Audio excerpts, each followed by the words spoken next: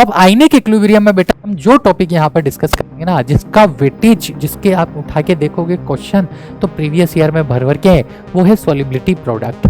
हम Ksp define करते हैं तो उसके बेसिस पे जो हमारे सॉल्यूशन है ना, ये तीन तरह के होते हैं। क्या? Saturated, unsaturated and super saturated.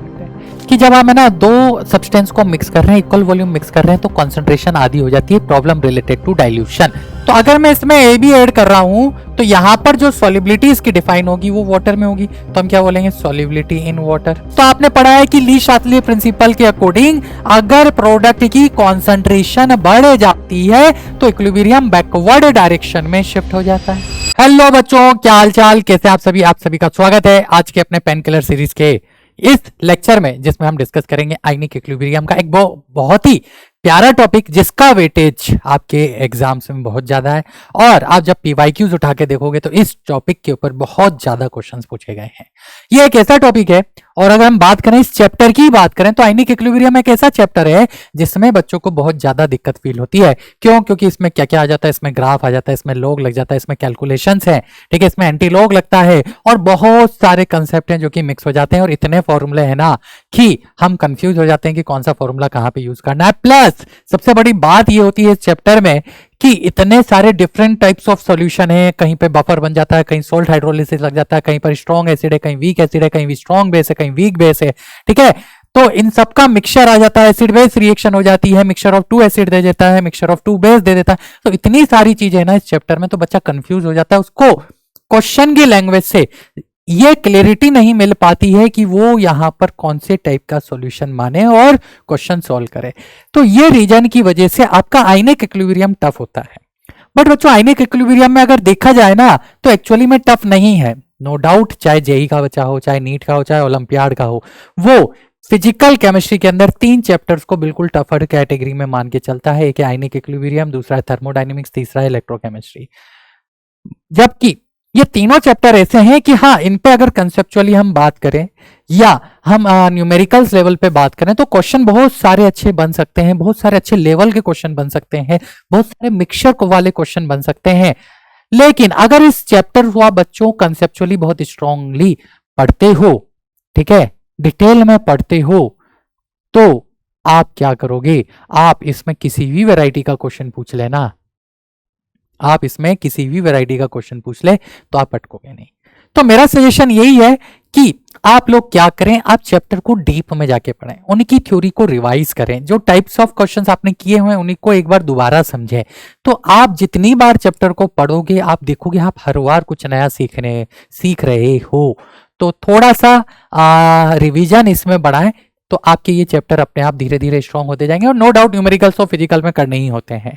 जैसा कि आप लोगों ने बोला कि सर हमें थ्योरेटिकल क्वेश्चंस में ज्यादा दिक्कत हो रही है, तो थ्योरेटिकल क्वेश्चंस को भी मैं अपने इन लेक्चर्स में धीरे धीरे इंक्लूड करने की कोशिश कर रहा हूं, ठीक है। तो आपको आज के लेक्चर में, आने वाले और लेक्चर्स में कुछ थ्योरेटिकल क्वेश्चंस भी देखने को मिलेंगे। दो मैं उनकी क्वांटिंग को इतना ज्यादा नहीं इंक्रीज कर सकता क्योंकि हमारे पास टाइम कम है ना, टॉपिक भी लिमिटेड है। तो हम ट्राई करेंगे कि मैक्सिमम जितने वेराइटीज हम कवर कर सकें वो कवर करेंगे। और जो मैंने प्रॉमिस किया था, मैंने देखा कि कमेंट्स में आंसर्स आए हैं काफी बच्चों ने। उस प्रीवियस जो लेक्चर था, उस लेक्चर में जो मैंने चैलेंज दिया था, एक क्वेश्चन दिया था, उसका आंसर डेफिनेटली लिखा है। तो डेफिनेटली उसको आज के इस लेक्चर के एंड में मैं आपको सोल्व करके दूंगा। और ज्यादातर बच्चों ने उसका जो आंसर लिखा वो करेक्ट ही लिखा। बस मैं मान के चल रहा हूँ कि आप लोगों ने गूगल यूज ना किया है और अपनी ईमानदारी से कैलकुलेशन खुद सोल्व किया है। तो आज के इस लेक्चर में भी ऐसा ही एक मैं क्वेश्चन आपको होमवर्क के लिए देके जाऊंगा एज ए चैलेंज, जिसका आंसर आपको नेक्स्ट लेक्चर तक क्या करना है, कमेंट बॉक्स में इस लेक्चर के नीचे लिखना है, और उसका सोल्यूशन मैं क्या करूंगा नेक्स्ट लेक्चर में आपके साथ डिस्कस करूंगा। तो इस तरह से हम क्या करेंगे, चीजों को आगे कंटिन्यू करेंगे। और वाई आयनिक इक्विलिब्रियम ये आपको मैंने समझा ही दिया है। अब आयनिक इक्विलिब्रियम में बेटा हम जो टॉपिक यहाँ पर डिस्कस करेंगे ना, जिसका वेटेज जिसके आप उठा के देखोगे क्वेश्चन तो प्रीवियस ईयर में भर भर के है, वो है सॉल्युबिलिटी प्रोडक्ट। अब वाई सॉल्युबिलिटी प्रोडक्ट, तो बेटा इसमें क्या होता है कि है तो ये इक्विलिब्रियम का एक सिंपल सा कंसेप्ट, लेकिन इसमें वो क्या क्या इंक्लूड करता है बेटा, इसमें वो इंक्लूड कर देता है आपका क्या, बफर। उसने बफर लगा दिया, इसमें वो क्या इंक्लूड कर देता है, हाँ, इसमें वो इंक्लूड कर देता है आपका क्या, कॉमन आयन इफेक्ट। है ना। और भी बहुत सारी चीजें हैं जिसमें कि वो इसको क्या कर सकता है, प्रेसिपिटेशन प्रेसिपिटेशन वो इसमें क्या कर देता है, इंक्लूड कर देता है। तो ऐसे बहुत सारी वेराइटीज है जिसको कि वो क्या करता है, सॉलिबिलिटी प्रोडक्ट में यूज करके क्वेश्चन पुटअप कर सकता है और करता है। आप प्रीवियस ईयर उठा के देखना, आपको ऐसे क्वेश्चन जरूर देखने को मिलेंगे जो कि कहीं ना कहीं है ना इन कंसेप्ट को क्या कर रहे हैं, यूज कर रहे हैं। होने को ये जो कंसेप्ट है ये बहुत सिंपल कंसेप्ट है, लेकिन जब क्वेश्चन बनता है, क्वेश्चन पूछा जाता है, तो भी आप फिर भी गलती कर ही आते हो, क्योंकि आप कुछ चीजें हैं जो कि मैं आज एक लेक्चर के थ्रू आपको एक्सप्लेन करता जाऊंगा, उन चीजों को क्या कर देते हो, अवॉइड कर देते हो। तो स्टार्ट करते हैं अपना ये लेक्चर और सबसे पहले समझते हैं कि सॉल्युबिलिटी प्रोडक्ट होता क्या है। अच्छा, अब यहां पर देखो सॉल्युबिलिटी है और प्रोडक्ट, दो वर्ड है, तो इन वर्ड को भी मैं ब्रेक कर रहा हूं। सबसे पहले मैं आपको एक वर्ड की बात करता हूं, वो है सॉल्युबिलिटी। अब ये सॉल्युबिलिटी क्या है, तो आप अगर पेन किलर के मेरे इस सीरीज को ध्यान से देख रहे हो तो ये मैं ऑलरेडी एक्सप्लेन कर चुका हूं। कहां पर, आप लोग याद करो, हेनरीज लॉ में भी लिक्विड सॉल्यूशन, जब मैंने चैप्टर का लेक्चर आपके साथ डिस्कस किया था, तो वहां पर मैं क्या कर सकता हूं, इसको कहा कि वहां पर मैंने क्या किया, इसको को एक्सप्लेन किया। तो इस चैप्टर में, कौन सा चैप्टर है, ये आयनिक इक्विलिब्रियम है, और मैंने बहुत क्लियरली बोला था कि सॉल्युबिलिटी आपकी अलग अलग एनी कॉन्सेंट्रेशन टर्म में डिफाइन होती है, और डिपेंड कौन चैप्टर आप क्या करोगे, इसकी यूनिट डिसाइड करोगे। तो आयनिक इक्विलिब्रियम चैप्टर में बेटा जो सॉल्युबिलिटी है वो आप किस में यूज करोगे, कौन सी कॉन्सेंट्रेशन टर्म में यूज करोगे, तो मोल पर लीटर में यूज करोगे। ये सबसे पहला इंपॉर्टेंट पॉइंट है जो कि आपको ध्यान रखना है, क्योंकि आगे क्वेश्चंस में डेफिनेटली आप किस में गलती करने जाओगे, आप यूनिट की गलतियां करोगे। तो आयनिक इक्विलिब्रियम के क्वेश्चन जब भी पूछे जाए, सॉल्युबिलिटी टर्म डिफाइन हो, सॉल्युबिलिटी प्रोडक्ट पूछा जाए, तो उसमें सॉल्युबिलिटी आपको कौन सी यूनिट में डिफाइन करनी है बच्चों, मोल पर लीटर में डिफाइन करनी है। This is the first point जहां पे आप गलती करते हो। अब सॉल्युबिलिटी प्रोडक्ट होता क्या है ना, इसके ऊपर थोड़ी सी डिस्कस कर लेते हैं, क्योंकि मैं सॉल्युबिलिटी आपको ऑलरेडी पढ़ा चुका हूं पेन किलर सीरीज में ही, अपना कौन सा चैप्टर, हेनरीज लॉ के अंदर। तो अब हम जाते हैं सीधा सॉल्युबिलिटी प्रोडक्ट। तो लेट्स से मेरे पास एक ग्लास है, इस ग्लास में मैंने क्या किया हुआ है, पानी भरा हुआ है, पानी है मेरे पास। अब इस पानी में मैं क्या कर रहा हूं, एक टेबल स्पून शुगर डिजोल्व कर रहा हूं। एक टेबल स्पून क्या डिजोल्व किया मैंने, शुगर डिजोल्व किया। तो बेटा जब मैं एक टेबल स्पून इसमें शुगर डालूंगा, डिजोल्व करूंगा, तो आराम से ऐसे स्टरर किया घुल जाएगी। आप बोलोगे बिल्कुल घुल गई। तो हुआ क्या, शुगर या सॉल्ट की बात कर लेते हैं, NaCl। तो NaCl जो मेरे पास सॉल्ट है, वो फिजिकली हम देखें तो उसकी जो स्टेट होती है वो सॉलिड होती है, लेकिन पानी में जाके वो क्या हो रहा है, डिजोल्व हो रहा है। तो हम उसके अकॉर्डिंग क्या बोलेंगे, वो एक्वस स्टेट में चला गया। तो कोई भी सॉल्ट को जब आप वाटर में डिजोल्व कर रहे हो, तो हमने मान लिया कोई भी सॉल्ट है वो है AB को हम जब वाटर में डिजोल्व कर रहे हैं, तो ये A plus aqueous and B minus aqueous में क्या हो रहा है, डिसोसिएट हो रहा है। अब फिर मैंने और सॉल्ट डिजोल्व किया तो हो जाएगा। धीरे धीरे मैं सॉल्ट की क्वांटिटी बढ़ाता गया, तो एक टाइम बाद एक ऐसा टाइम आएगा जिस टाइम पर उस वाटर में जितना सॉल्ट डिजोल्व होना चाहिए था, वो मैक्सिमम सॉल्ट डिजोल्व हो चुका है। यानी जितना सॉल्ट मुझे यहां पर डिजोल्व करना था, उतना सॉल्ट डिजोल्व हो चुका है। तो इसी को हम बोलेंगे कि वो अपनी सॉल्युबिलिटी को अचीव कर चुका है। सॉल्युबिलिटी होता क्या है, तो बेटा सॉल्युबिलिटी होता क्या है, it is the maximum amount of solute, maximum amount of क्या, solute dissolve in unit amount of solvent और सॉल्यूशन। ठीक है, यूनिट अमाउंट ऑफ सॉल्वेंट में जितना भी सॉल्यूट का मैक्सिमम अमाउंट डिसॉल्व होगा, दैट इज कॉल्ड सॉल्युबिलिटी।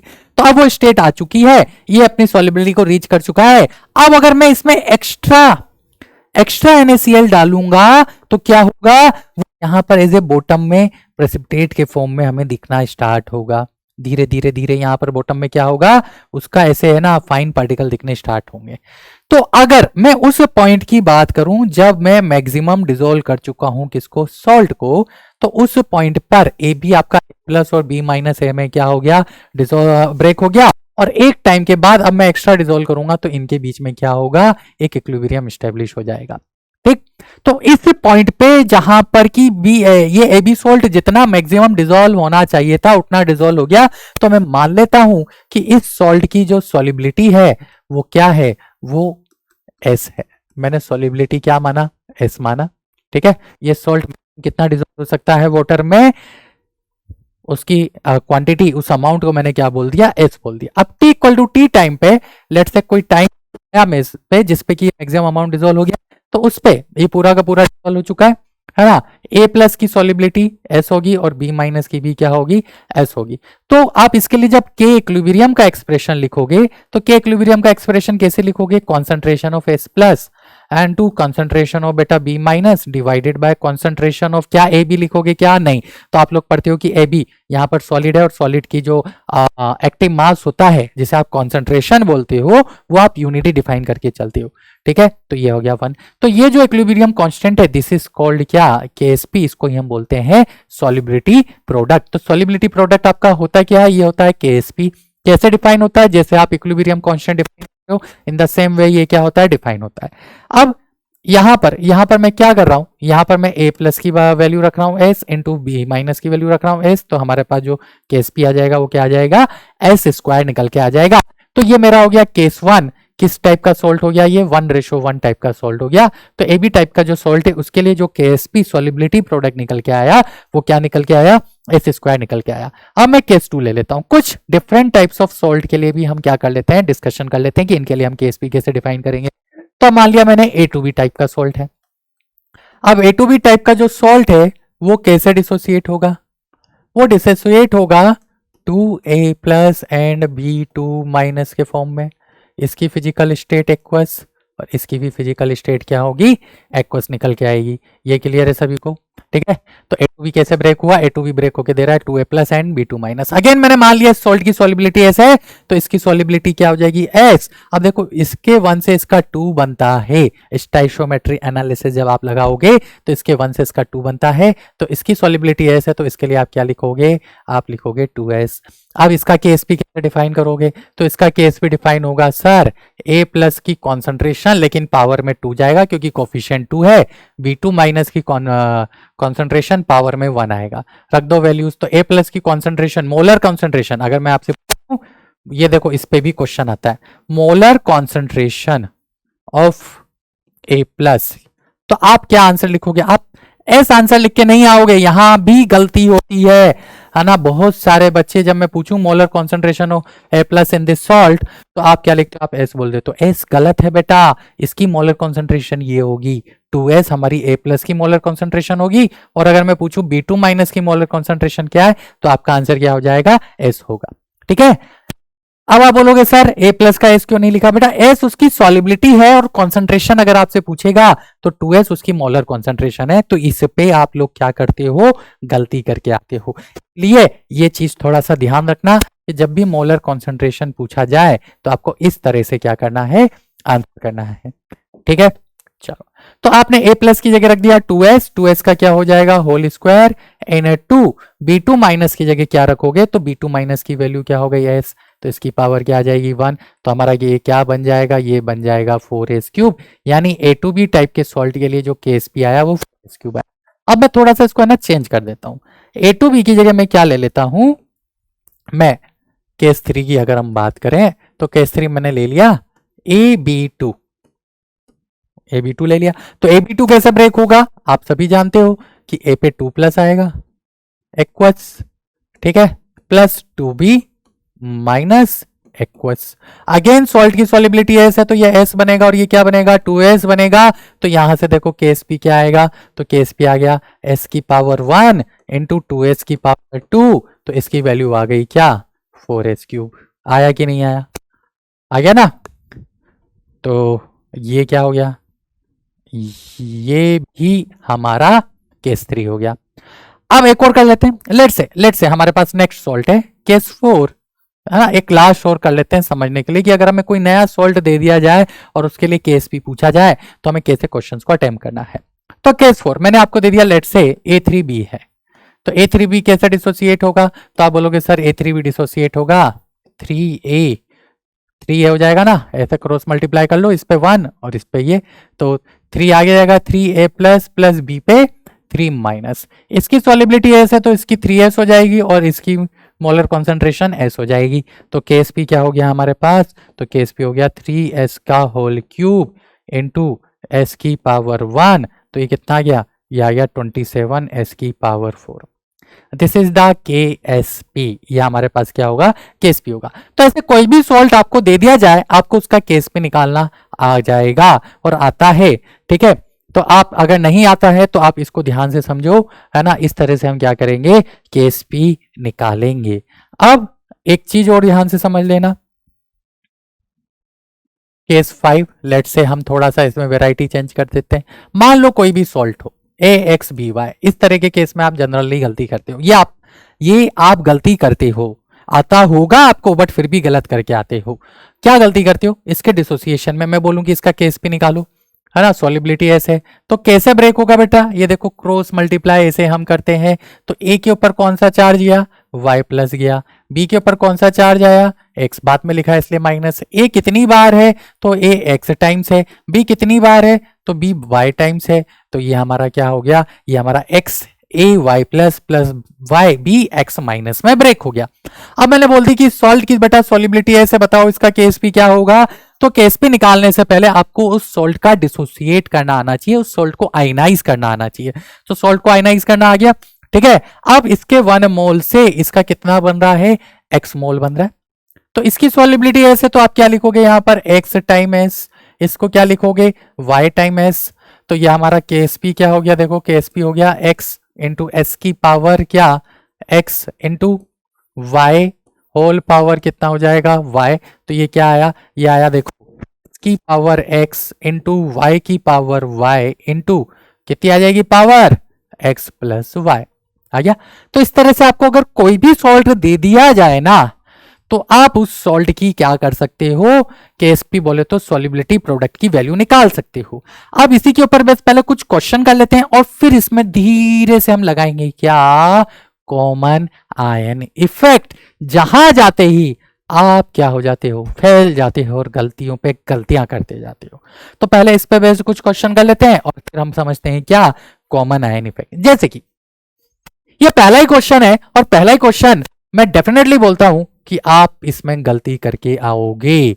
ये आपका मैं एफ बाई क्यू में कंसीडर करके चल रहा हूं, क्या गलती करके आओगे। चलो एक काम करते हैं, आप इस क्वेश्चन को पढ़ो, ठीक है, वीडियो पॉज करो, कमेंट बॉक्स में ईमानदारी से अपना आंसर लिखो और फिर चेक करो कि आपका ये क्वेश्चन सही हुआ कि नहीं हुआ, ठीक है। ये अगर आप कर रहे हो या आप अपने नोट पेन पे एक जगह वीडियो पॉज करके क्वेश्चन पढ़ लो और आंसर लिखो, आप देखना आपको समझ में आएगा आपने क्या गलती करी है।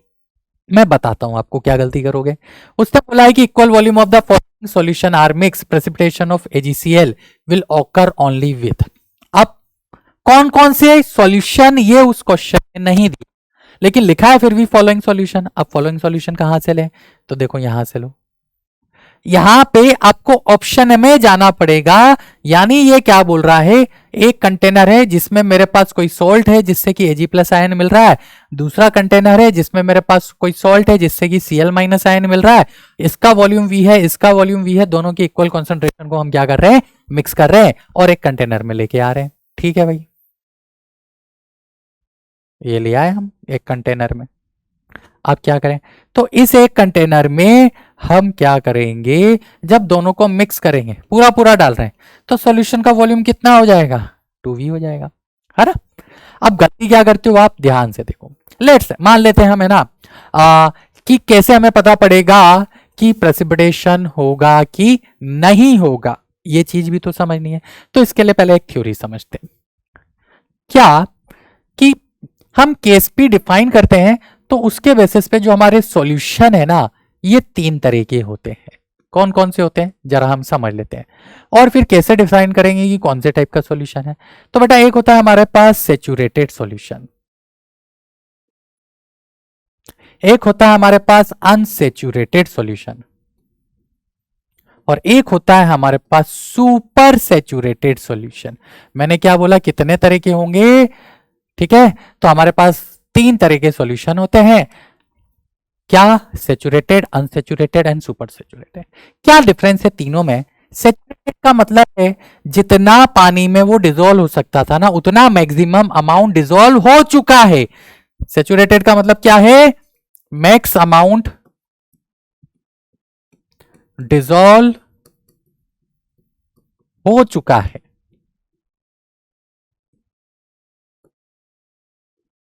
जितना मैक्सिमम अमाउंट आप लोगों को चाहिए था ना, उतना आपने डिसॉल्व कर दिया है। एट जस्ट पॉइंट हम बात कर रहे हैं। तो इस पॉइंट पे केएसपी जो होता है ना, वो क्या होता है, लेट्स से हमने मान लिया जो सॉल्ट है, वो सॉल्ट हमने क्या माना, वो ए बी टाइप का सॉल्ट माना। तो इसकी जो केएसपी होगी वो क्या होगी, concentration of A plus into concentration of B minus. इसी को हम बोलते हैं क्या, आयोनिक प्रोडक्ट। इसी को हम बोलते हैं आयनिक प्रोडक्ट।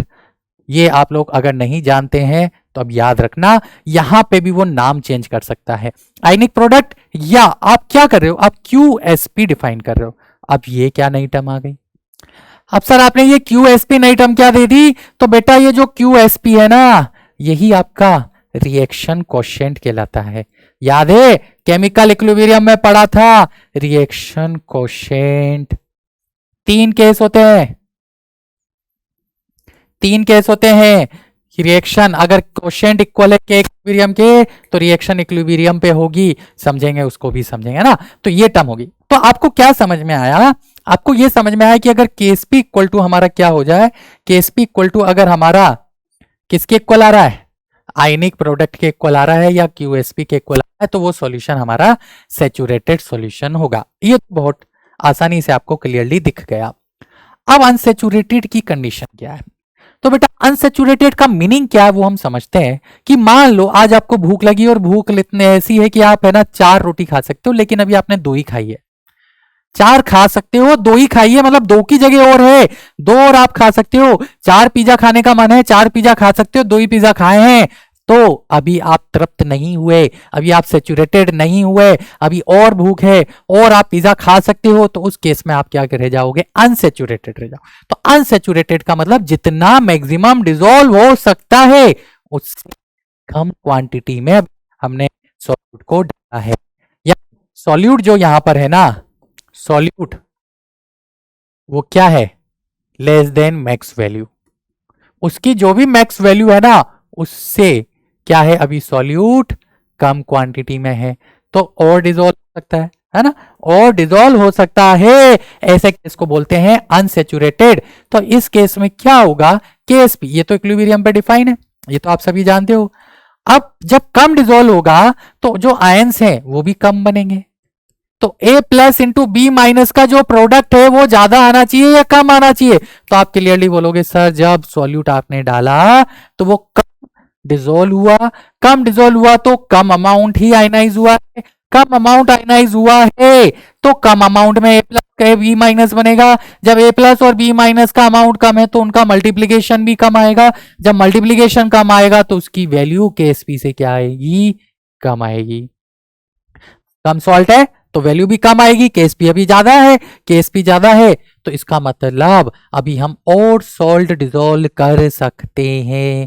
तो इस केस में हमारा जो, अगर ऐसा केस हमें दिख रहा है कि आयनिक प्रोडक्ट का मल्टीप्लीकेशन, आयनिक प्रोडक्ट का मल्टीप्लीकेशन क्या है, कम आ रहा है, किससे, केएसपी से, तो ये हमारा अनसैचुरेटेड सॉल्यूशन कहलाएगा। अब सुपर सैचुरेटेड क्या है, ठीक है, तो सुपर सैचुरेटेड भी समझते हैं। तो बहुत ही सिंपल सी बात है, सुपर सैचुरेटेड क्या होगा, ठीक, देख लेते हैं। तो अब सुपर सैचुरेटेड को हम ऐसे समझते हैं कि मतलब आप 4 पिज्जा खा सकते थे, ये आपकी मैक्सिमम कंडीशन थी, और जबरदस्ती 5वां पिज्जा खिला दिया, तो क्या हो गए, उगल के आओगे वापिस सारा के सारा, क्या कर दोगे, सब पलटी मार दोगे।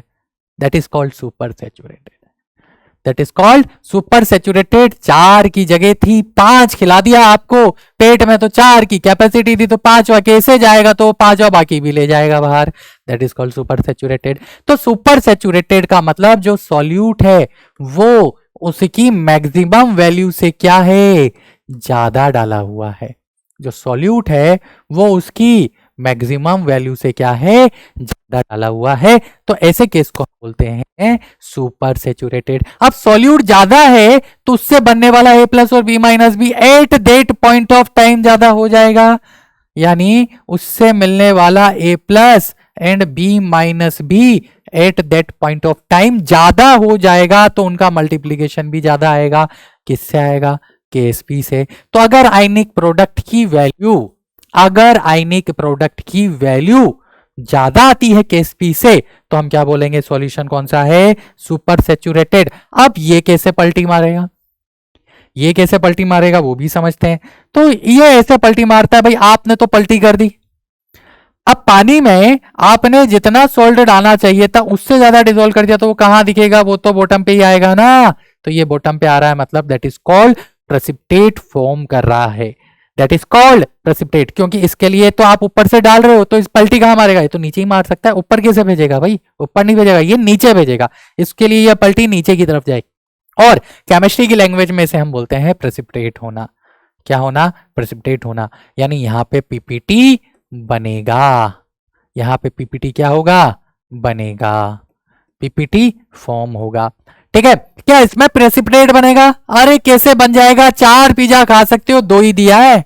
अभी तो सर हम 2 और खा सकते हैं, और जरूरत पड़ी तो तीसरा भी एक्स्ट्रा खा लेंगे, वो अलग बात है, बाद में पलटी करेंगे। तो बाद में जब 5 खाओगे तब पलटी होगी ना, 2 में थोड़ा पलटी हो जाएगी। तो ये तो अभी डिजायर्ड जितना है उससे ही कम वैल्यू है, तो क्या इसमें प्रेसिपिटेट बनेगा, नो पीपीटी, प्रेसिपिटेट फॉर्म ही नहीं होगा। अच्छा, क्या इसमें प्रेसिपिटेट बनेगा, तो बेटा ये वो काम है जो आपको पता है कि आपकी लिमिट है भाई, इतनी रैंक आप ला सकते हो, उतनी रैंक आप ला रहे हो, तो आप भी सेटिस्फाइड, सामने वाला भी सेटिस्फाइड, हर कोई सेटिस्फाइड। तो क्या इस पे बनेगा, पता है कि इतना ही मैक्स डिसॉल्व हो सकता है, इतना ही हमने डाला है तो हो गया ना डिसॉल्व। हाँ, अब एक ड्रॉप भी, एक पार्टिकल भी एक्स्ट्रा आएगा तो प्रेसिपिटेट बनेगा। तो इस पे नहीं बनेगा, इस पे जस्ट बनना, इसके जस्ट नेक्स्ट पॉइंट पे बनना स्टार्ट होगा। ठीक है, इस पे नहीं बनेगा, इसके जस्ट नेक्स्ट पॉइंट पे बनना स्टार्ट होगा। सैचुरेटेड की कंडीशन क्लियर है। तो इस तरह से हम डिसाइड करेंगे कि प्रेसिपिटेट फॉर्म होगा कि नहीं होगा, ये तो क्लियर। अब अब आप इस क्वेश्चन को सॉल्व कर लेते हैं। क्वेश्चन बहुत ही सिंपल है ना, इसमें आपको केस भी दे दिया, बस इसमें एक केच है ना, वैसे तो आपका आंसर आ जाएगा, ऐसी कोई बड़ी वाली बात नहीं है, आंसर आपका आ जाएगा। बट केच क्या है वो मैं आपको समझा देता हूं, कंसेप्ट क्या इन्वॉल्व है वो मैं आपको समझा देता हूं, क्योंकि ये कंसेप्ट के ऊपर ऑप्शन उसने बहुत सिंपल सेट किया, लेकिन अगर ऑप्शन अच्छे सेट हो गए तो आप डेफिनेटली इसमें क्या करके आओगे, गलती करके आओगे। तो वो क्या कर रहा है, इक्वल वॉल्यूम मिक्स कर रहा है, 2 सब्सटेंस का इक्वल वॉल्यूम मिक्स कर रहा है, तो टोटल वॉल्यूम हमारा पास क्या हो जाएगा, 2v हो जाएगा। अब टोटल वॉल्यूम जब हमारे पास 2v हो गया, तो आप लोगों ने मोल में पढ़ा होगा बेटा कि जब हम है ना 2 सब्सटेंस को मिक्स कर रहे हैं, इक्वल वॉल्यूम मिक्स कर रहे हैं, तो कॉन्सेंट्रेशन आधी हो जाती है, प्रॉब्लम रिलेटेड टू डाइल्यूशन। अब कैसे निकालेंगे, तो मैं मान लेता हूं यहां पर इसकी जो मोलरिटी है वो कैपिटल एम है, वॉल्यूम वी है, तो क्या मुझे मोल्स ऑफ एजी प्लस मिल जाएगा, तो आप बोलोगे मोलरिटी इनटू वॉल्यूम, मिलेगा कि नहीं मिलेगा, मिल गया। अब जब मैं एजी प्लस पूरा का पूरा इसमें डालूंगा तो वी वॉल्यूम आ रहा है विद एम मोलरिटी आ रहा है, तो क्या अब डालने के बाद भी, इस सॉल्यूशन को डालने के बाद भी मोलरिटी एम ही रहेगी क्या, नहीं। आप क्या करोगे, आप डाइल्यूशन का लॉ लगाओगे, क्या, M initial V initial equal to M final V final. अब इससे होगा क्या, इनिशियल मोलरिटी मेरे पास m है, इनिशियल वॉल्यूम v है, फाइनल मोलरिटी मुझे निकालनी है और फाइनल वॉल्यूम मेरे पास 2v है। ठीक है, ध्यान से समझना ये। तो इससे हुआ क्या कि जो फाइनल मोलरिटी मेरे पास आएगी वो इनिशियल मोलरिटी बाय 2 होगी, चाहे a हो, चाहे b हो, चाहे c हो, चाहे d हो। आप इनमें जो मोलरिटी रखोगे ना तो वो 10 की पावर -4 मोलर बाय 2 रखोगे। क्यों, क्योंकि आप दोनों का इक्वल वॉल्यूम मिक्स कर रहे हो बेटा, जब 2 सब्सटेंस का इक्वल वॉल्यूम मिक्स किया जाता है तो मिक्सचर में जो उसकी मोलरिटी होती है वो हाफ हो जाती है। ये रहा उसका प्रूफ। तो जैसे कि अगर अपन ऑप्शन नंबर ए की बात करें तो ऑप्शन नंबर ए में अब हम जब QSP निकालेंगे, QSP बोले तो आयनिक प्रोडक्ट, तो आयनिक प्रोडक्ट हम कैसे निकालेंगे, concentration of Ag plus into concentration of Cl minus. Concentration of Ag plus कैसे रखोगे, तो ये रखोगे 10 की पावर -4 बाय 2, Cl माइनस क्या रखोगे 10 की पावर -4 बाय 2। तो ध्यान से देखो ये कितना हो गया, 1/2 into 1/2 1/4 into 10 raise to the power -8। तो इसको मैं ऐसा लिख सकता हूं 0.25 into 10 raise to the power -8 और which is equal to 25 into 10 raise to the power -10। तो ये मेरा QSP आ गया, आयनिक प्रोडक्ट का मल्टीप्लीकेशन आ गया, ये ग्रेटर देन KSP आ रहा है, आ रहा है कि नहीं आ रहा है। तो जहां भी अभी अभी देखो मैंने आपको पढ़ाया था, क्या पढ़ाया है कि जहां पर भी KSP कम और आयनिक प्रोडक्ट की कॉन्सेंट्रेशन ज्यादा होती है वहां पे प्रेसिपिटेट होता है। तो यहां पर ऑप्शन चूंकि अब बहुत ही सिंपल क्या किए गए हैं, सेट किए गए हैं, बहुत ही सिंपल सेट होने के कारण हम ये बोलेंगे कि हमारा जो आंसर आ रहा है वो ए आ रहा है। आप बाकी भी चेक करके देखो, बाकी में किसी में भी आपको प्रेसिपिटेशन वाली कंडीशन देखने को नहीं मिलेगी। तो इस तरह के क्वेश्चंस आपके पूछे जाएंगे, है ना, इस पे थोड़ा सा आप ध्यान रखें। ये आती है या नहीं आती है ये आपको तय करना है कि आप कुछ नया सीखा कि नहीं सीखा। जैसे कि नेक्स्ट क्वेश्चन है, अब इस नेक्स्ट क्वेश्चन में ये एक नेक्स्ट वेराइटी है किसकी, solubility product type of questions को सोल्व करने की। तो आपको दिया हुआ है in each of the following salt, जिसमें कि सॉल्युबिलिटी प्रोडक्ट केएसपी की वैल्यू 10 की पावर माइनस 9 दी हुई है, which of that them is least soluble in water. क्या पूछा है ये थोड़ा सा ध्यान रखना, लीस्ट सॉल्युबल पूछा है वाटर के अंदर।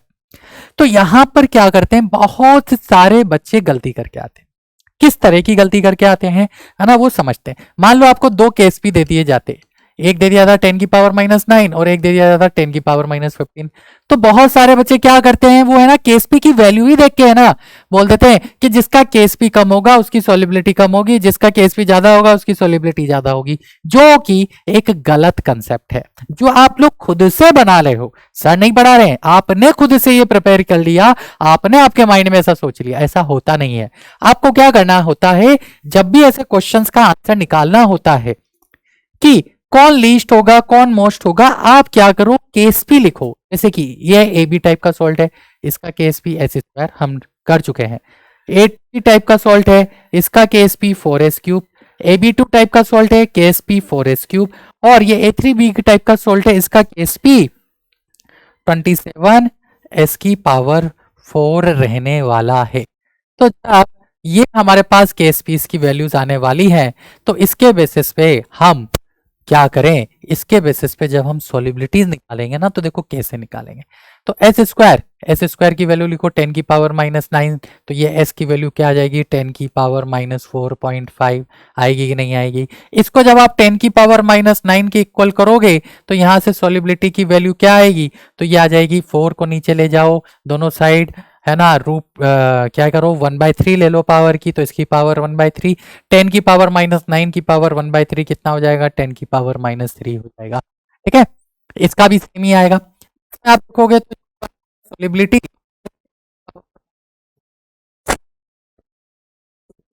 ये नहीं आएगा, इनटू 1/27 ले लेते हैं होल पावर 1/4। तो अब अगर हम ध्यान से इन वैल्यूज को कंपेयर करें तो यहाँ 10 की पावर माइनस 3 है, यहाँ 10 की पावर माइनस 4.5 है, और यहाँ 10 की पावर 2.25 है।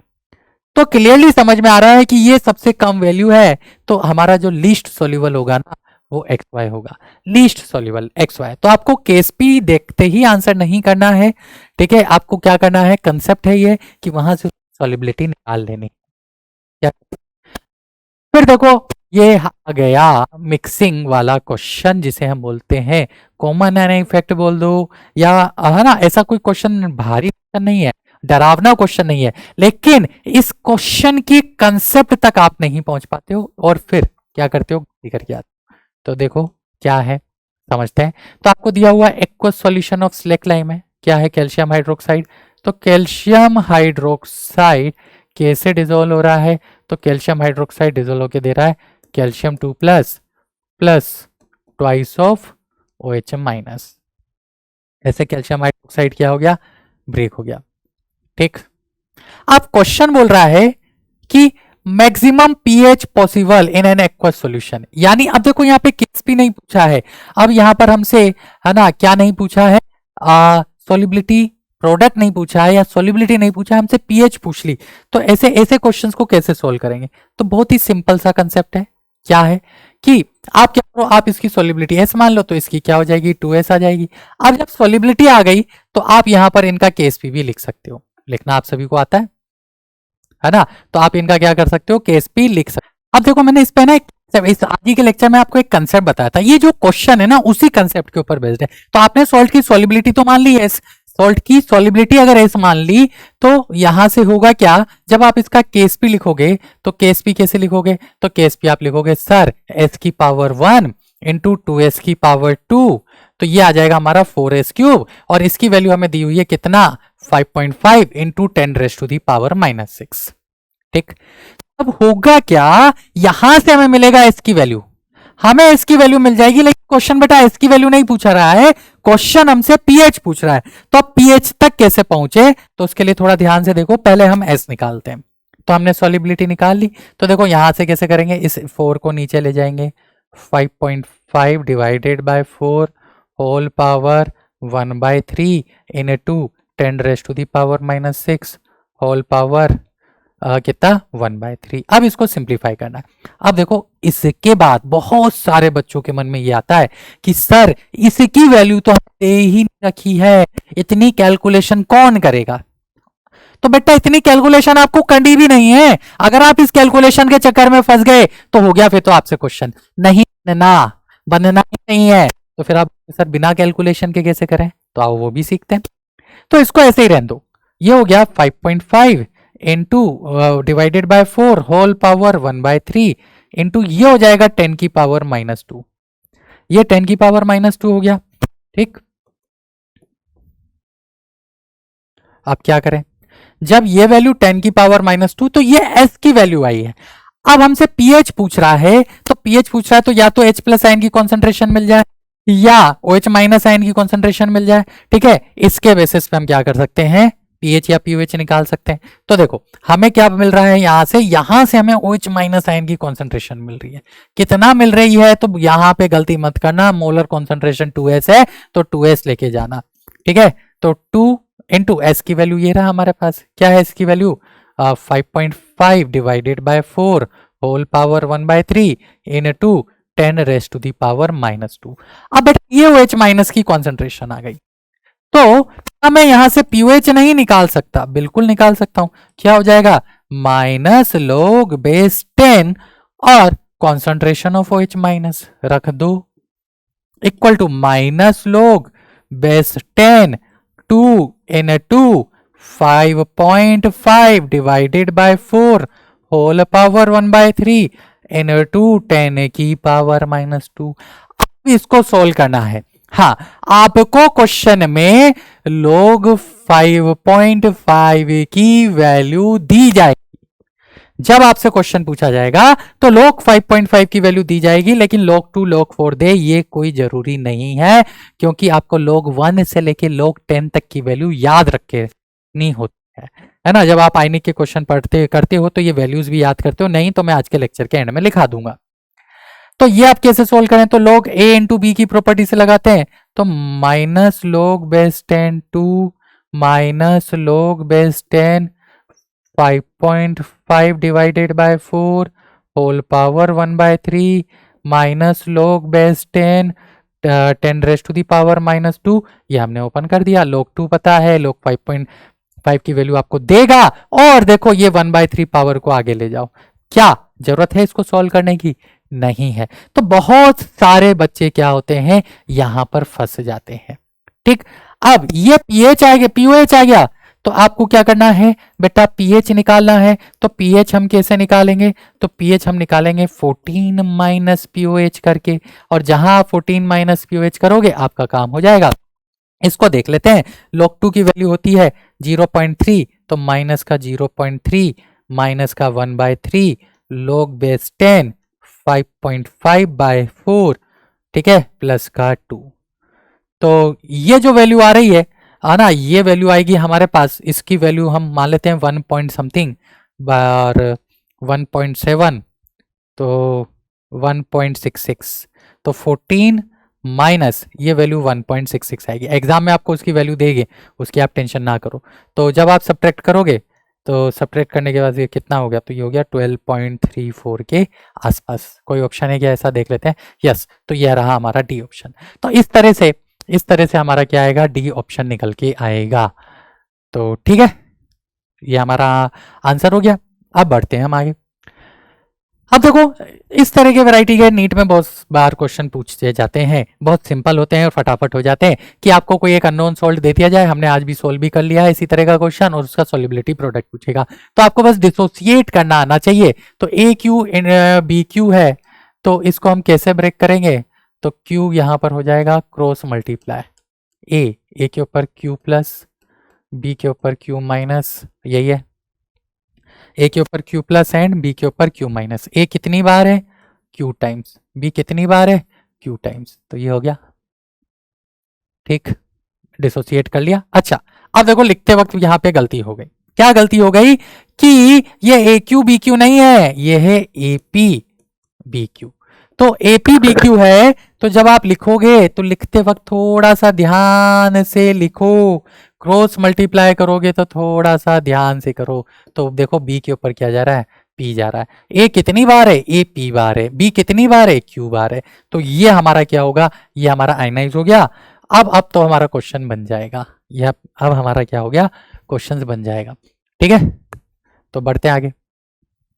T=0 पे जब हम इस सॉल्ट को ब्रेक करेंगे तो ये कितना हो गया, ये PS हो गया, ये कितना हो गया, QS हो गया। ठीक है, अगर सॉलिबिलिटी ऐसा है तो T=T पे ये हमारी क्या आ जाएगी, सॉलिबिलिटी प्रोडक्ट आ जाएगी। ठीक है, T=0 तो हम यूज ही नहीं करते। T=T पे हमारा इसका डिसोसिएशन हो रहा है, तो ये PS टाइम से होगा। अगर हम इस सॉल्ट की सॉलिबिलिटी एस मान रहे हैं, ये QS टाइम होगा। तो इसका जो KSP होगा, हम ऑलरेडी AX BY टाइप का एक क्वेश्चन कर चुके हैं, तो ये हो जाएगा PS whole power P into QS whole power Q। Simplify करोगे तो P की पावर P इंटू Q की पावर Q इंटू S की पावर P प्लस Q, तो हो गया हमारा KSP। तो देख लो ऐसा कौन सा ऑप्शन है। ठीक, तो यहाँ पर हम देख रहे हैं P की पावर P, Q की पावर Q, S की पावर P प्लस Q, तो ये भी ऑप्शन हमें थोड़ा सा सेटिस्फाई होता हुआ दिखाई दे रहा है। P की पावर P, Q की पावर Q, है ना, नहीं B में यहाँ पर देखो ये पावर P है, तो ये भी देखो ये अब ऑप्शन देखने में भी आपसे गलतियां होगी, क्योंकि इस तरह से ऑप्शन लिखे P की पावर P, Q की पावर Q, S की पावर P प्लस Q। तो इसका जो करेक्ट आंसर हो जाएगा वो क्या हो जाएगा, ये ऑप्शन हो जाएगा। तो जल्दबाजी में इस तरह की गलतियां भी होती है, क्योंकि देखो लगा ऐसा ऑलमोस्ट ऐसा ही रहा है, और आप देखोगे तो ये इल्यूजन ना हो जाए, इसलिए आप थोड़ा सा चीजों को क्या करो, ध्यान से सोल्व करो। हाँ, मैंने इस पे ऑलरेडी लिख दिया F/Q, यानी इस तरह का क्वेश्चन भी आपको फ्यूचर्स में मिल सकते हैं, जहां पर नो डाउट अब इस तरह के क्वेश्चन आप सोल्व करोगे, बट यहां पर वो एक कंसेप्ट यूज करता है। इस कंसेप्ट को हम बोलते हैं क्या, कॉमन आयन इफेक्ट। किसके ऊपर, सॉलिबिलिटी के ऊपर। तो इस क्वेश्चन को करने से पहले हम क्या करते हैं, हम कॉमन आयन समझ लेते हैं। जैसे ही कॉमन आयन इफेक्ट अपना हो जाएगा, हमारा ये क्वेश्चन भी क्या हो जाएगा, सोल्व हो जाएगा। तो बढ़ते हैं कॉमन आयन इफेक्ट की तरफ, पढ़ लेते हैं कॉमन आयन इफेक्ट। तो डालते हैं हेडिंग क्या, कॉमन आयन इफेक्ट।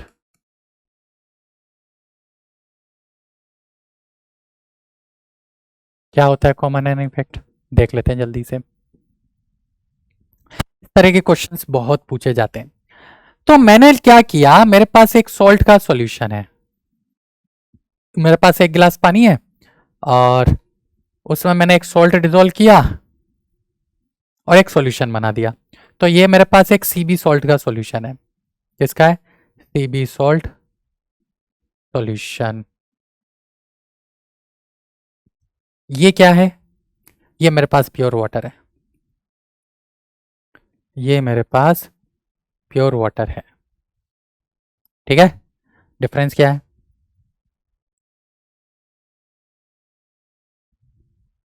डिफरेंस क्या है कि ये प्योर वाटर है, ये सॉल्यूशन है। अब मैं क्या कर रहा हूं, अब मैं इसमें एक सॉल्ट ऐड कर रहा हूं, ये सॉल्ट ऐड कर रहा हूं, ऐड किया। तो अगर मैं इसमें ए भी ऐड कर रहा हूं, तो यहां पर जो सॉलिबिलिटी इसकी डिफाइन होगी वो वाटर में होगी, तो हम क्या बोलेंगे, सॉलिबिलिटी इन वाटर, यही बोलेंगे। लेकिन जब मैं यहां पर ए बी ऐड करूंगा, तो ए बी मैं सॉल्यूशन में ऐड कर रहा हूं, तो ए बी सॉल्यूशन में जाके डिसॉल्व हो रहा है। तो अगर आप ध्यान से देखोगे तो ए बी कैसे ब्रेक होता है, आप बोलोगे सर ए बी ब्रेक होता है A plus aqueous and B minus aqueous के बीच में। ठीक है, और सी बी मेरा सॉल्ट है, जिसकी कॉन्सेंट्रेशन में को क्वेश्चन में दी हुई होगी। तो मान लेते हैं इसकी मोलरिटी m है, तो सी बी हमारा सॉल्ट है, स्ट्रॉन्ग इलेक्ट्रोलाइट है, 100% आयनाइज होगा, तो सी बी हमारा सी प्लस बी माइनस में ब्रेक होगा, तो सी प्लस की जो मोलरिटी होगी वो भी एम होगी, बी माइनस की भी मोलरिटी एम होगी। ठीक है, तो यहां पर वाटर में सॉल्युबिलिटी हमारी एस है, तो केएसपी क्या होगा, तो बेटा ए बी का केएसपी आप सभी को मैं बहुत बार कैलकुलेट करा चुका हूं, ये एस स्क्वायर होगा, मैं डायरेक्टली लिख रहा हूं। अब बात आती है कि क्या सर यहां पर भी केएसपी एस स्क्वायर ही होगा, या चेंज हो जाएगा? पहला क्वेश्चन। तो बेटा Ksp आपका हमेशा कांस्टेंट रहता है ओनली टेम्परेचर चेंज करने पर। ओनली टेम्परेचर चेंज करने पर चेंज होता है। अगर आप टेम्परेचर चेंज करेंगे तो ही आपका Ksp क्या होगा? चेंज। अदरवाइज आपका Ksp चेंज नहीं होगा। ठीक है, ये तो समझ में आ गया। अब यहां क्या करें? यहां पे क्या है?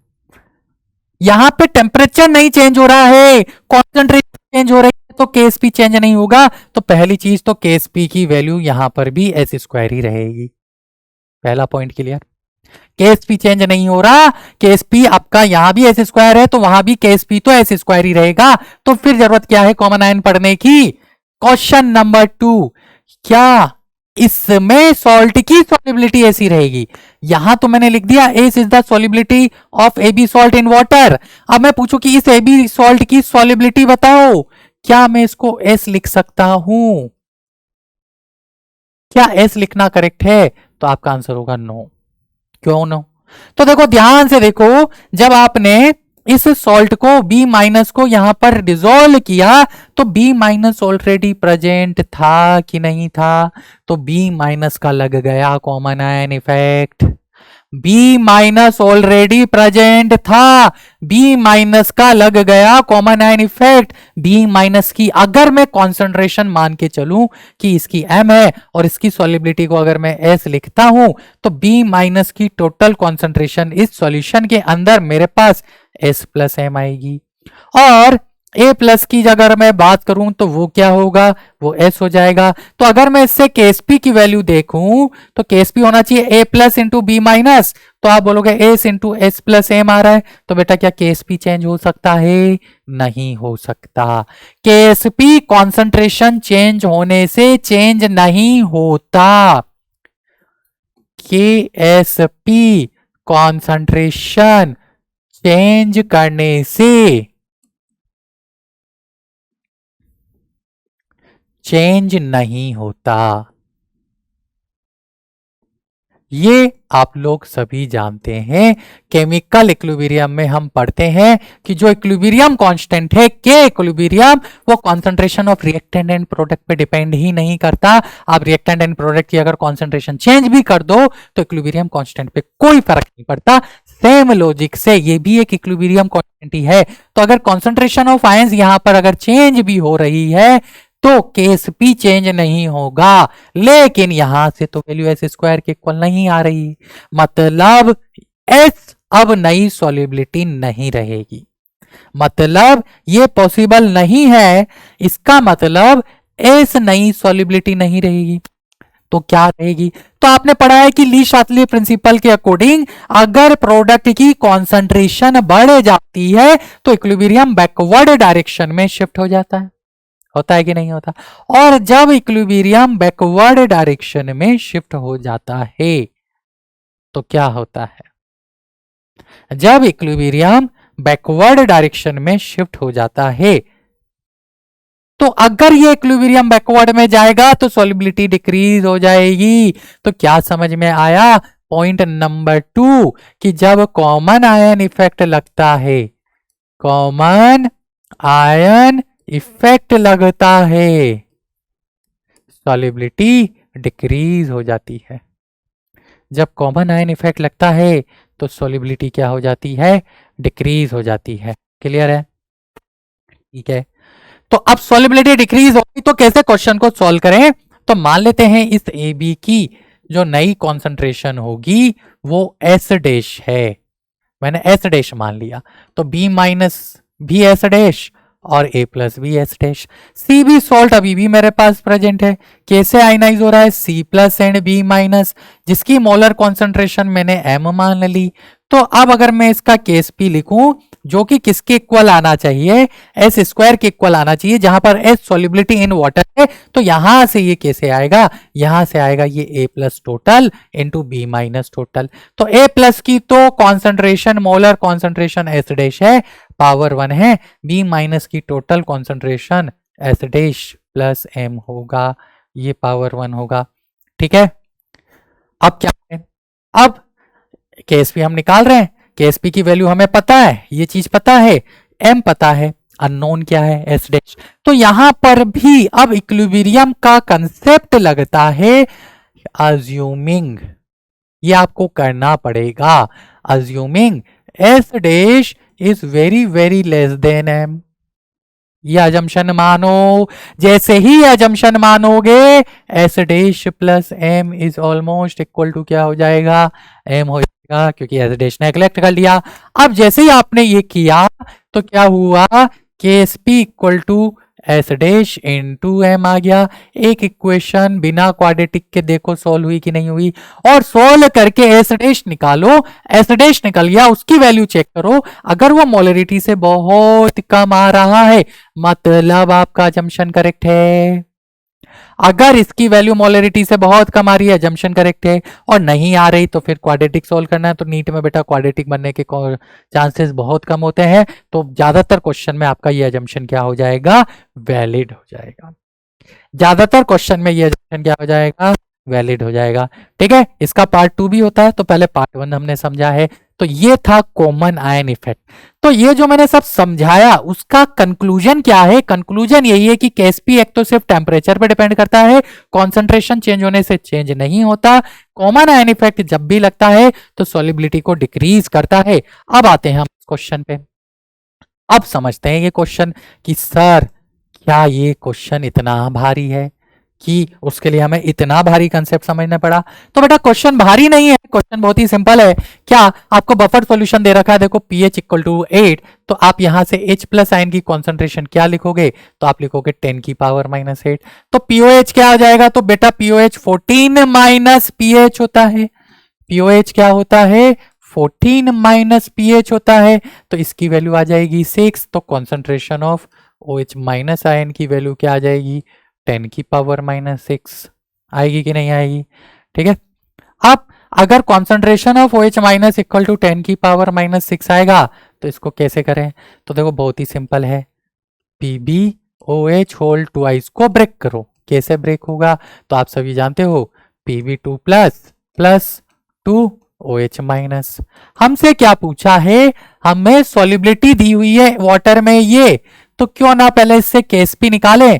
तो आप इसकी कॉन्सेंट्रेशन सॉलिबिलिटी S मानो तो यहाँ 2S हो जाएगा, तो केएसपी कितना आ जाएगा, आप मैं डायरेक्ट लिख रहा हूं S की पावर 1 इंटू 2S की पावर 2, सिंप्लीफाई करेंगे तो क्या 4S क्यूब, और हमें S की वैल्यू वाटर में दी हुई है 6.7, तो आप लिखो 4 इंटू 6.7।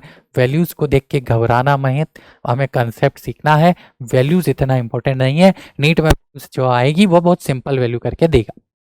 ठीक, तो हमारे पास केएसपी आई, कैलकुलेशन रोक दो, कैलकुलेशन नहीं करनी है, यहीं पे रोको, केएसपी आ गया।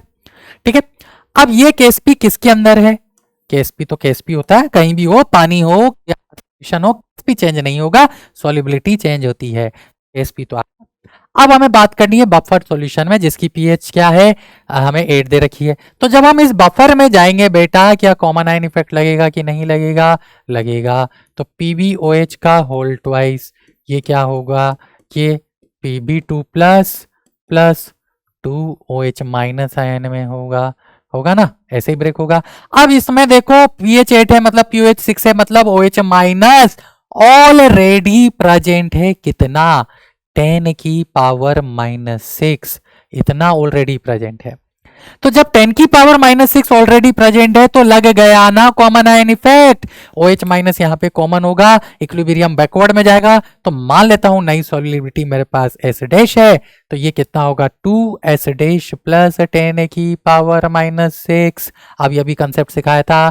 ठीक है, अब लिखो इसका केस भी, कैसे लिखोगे, तो आप लिखोगे S dash into 2S dash plus 10 की पावर -6 का स्क्वायर, और ये किसके इक्वल आएगा, ये आएगा इसकी 4 इंटू 6.7 का क्यूब इंटू 10 की पावर -6 का क्यूब आएगा। अब करने हैं तो इसको हम नेग्लेक्ट मार दें, जो अजम्पशन मैंने बताया था। तो यहां से देखो S डैश बहुत आसान अब हो जाएगी कैलकुलेशन, 10 की power -6 into 2 equal to 4 into 6.7 का क्यूब इंटू 10⁻⁻6 इंटू 2 और एक 10⁻⁻6 में अलग कर रहा हूं। इससे ये कैंसिल आउट हो गया, तो ये मेरे पास सीधा सीधा एस डैश आ गया।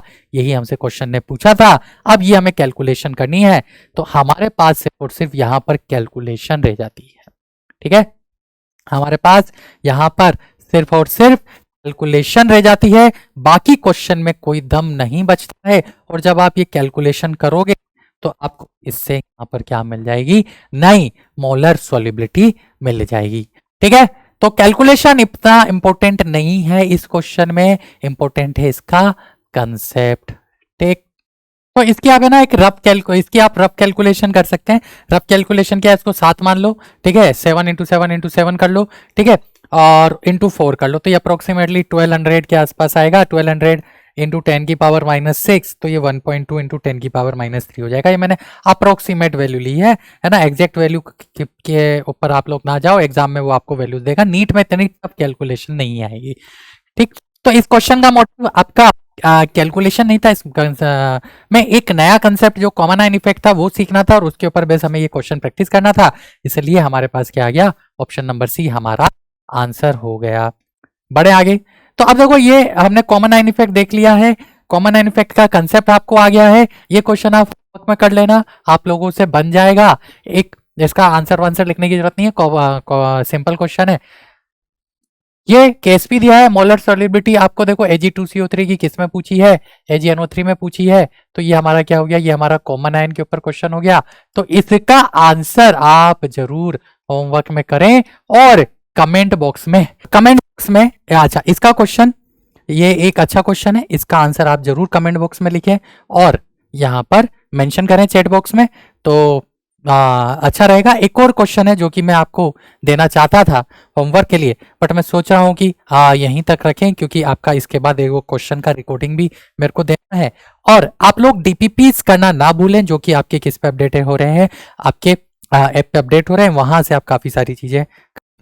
तो बच्चों ये जो क्वेश्चन है, ये प्रीवियस जो लेक्चर था केमिकल इक्विलिब्रियम, उसमें मैंने एज होमवर्क दिया था और आप लोगों को बोला था कि एज ए चैलेंज आप इसे एक्सेप्ट करें और अपना जो भी आंसर आता है इसका आंसर आप कमेंट बॉक्स में मेंशन करें। तो काफी सारे बच्चों ने मेंशन भी किया और कुछ बच्चों ने ये भी बोला कि सर इसका सॉल्यूशन एक बार जरूर आज के आइनेक वाले इक्विलिब्रियम चैप्टर के जो लेक्चर है उसमें लास्ट में अपलोड करके दे दे।